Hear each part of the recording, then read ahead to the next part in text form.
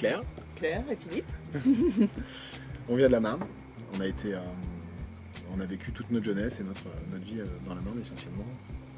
Oui, un peu baroudé. Mais... Ouais, mais bon, on est autochtone de la Marne.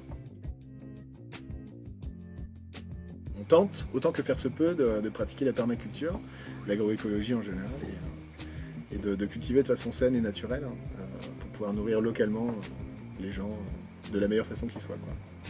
Et de travailler en harmonie avec la nature. On a commencé dans le jardin réellement en janvier 2016 et notre première production sont sorties en juillet 2016. Donc on a commencé à vendre en juillet jusqu'à novembre 2016. On a fait une petite pause, le temps de mettre en place, de continuer toutes les installations, notamment les serres, les tunnels, etc. Et on a repris là depuis mi-mai 2017. Donc l'année dernière on avait une quinzaine de paniers, là cette année on a un petit peu plus de 40. Et le but c'est d'atteindre 50 voire 60 clients. Alors on a commencé cette vie-là en fait finalement puisqu'on a eu un fils il y a 3 ans et demi maintenant. Et on se demandait ce qu'on pouvait lui proposer comme alternative de vie à ce qui nous était proposé voire imposé en fait dans le système dans lequel on était avant. Donc il fallait réfléchir à ça, essayer de trouver d'autres solutions et de se rapprocher aussi de la nature, quoi, et d'une alimentation plus saine aussi. Et puis parallèlement à ça, c'est vrai que moi j'ai une formation agricole et tout ce qu'on peut voir dans les différents reportages, tout ce qu'on nous montre de l'agriculture, à chaque fois je trouve que c'est vraiment une vision très pessimiste des choses.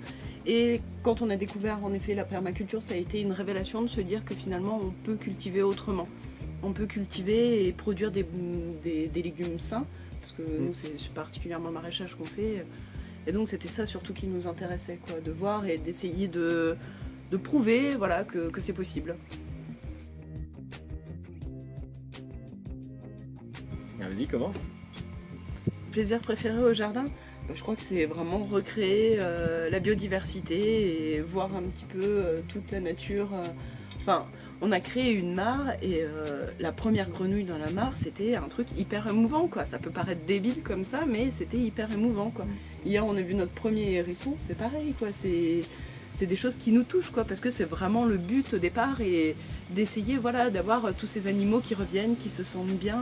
On a une couleuvre, ça fait longtemps, même plusieurs, mais voilà, c'est des petits trucs où on est en train de travailler dans le jardin, de faire du repiquage, et puis d'un seul coup, on entend les oies sauvages qui volent dans le ciel, tu lèves la tête, et puis tu vois les V avec les oies, là, qui, je sais pas comment on dit, qui braillent, comment on appelle ça, bref, peu importe.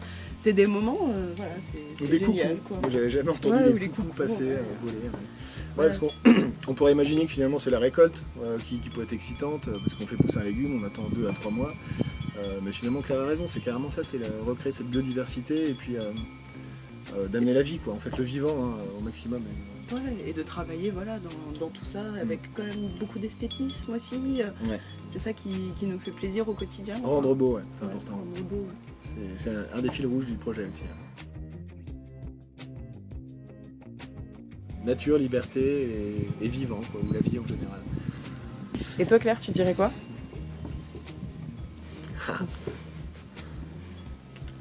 Moi je dirais harmonie, diversité et travail.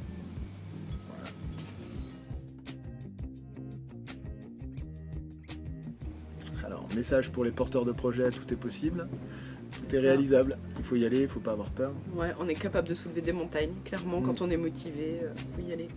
On savait pas retaper une maison, on a réussi. Ouais, c'est ça, ouais. On savait pas vraiment faire un jardin ou à une petite échelle, quoi. Tout est possible et qu'il faut juste se donner les moyens et puis aussi avoir ce petit goût du risque et cette petite folie qui est nécessaire, quoi. On peut pas, si on anticipe trop les choses, je pense qu'on se freine indirectement, quoi. Il faut aussi de l'inconscience et de la méconnaissance parfois. Je pense qu'elle est formatrice en tout cas, pour les impulsions.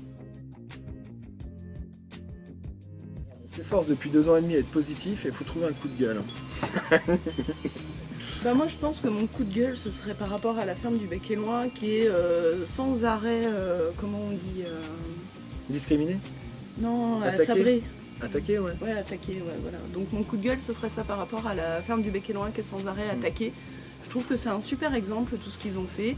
Alors après, certes, l'étude, on en pense ce qu'on en veut, Mais voilà, nous c'est vraiment, on est allé les visiter et ça a été une vraie source d'inspiration pour nous. Et je trouve que c'est super ce message qui passe, que c'est possible quoi. Franchement, sans eux, nous on n'en serait pas là quoi. Non, ouais, c'est clair. Et voilà quoi, moi c'est ça mon coup de gueule quoi, qu'on arrête de taper sur eux.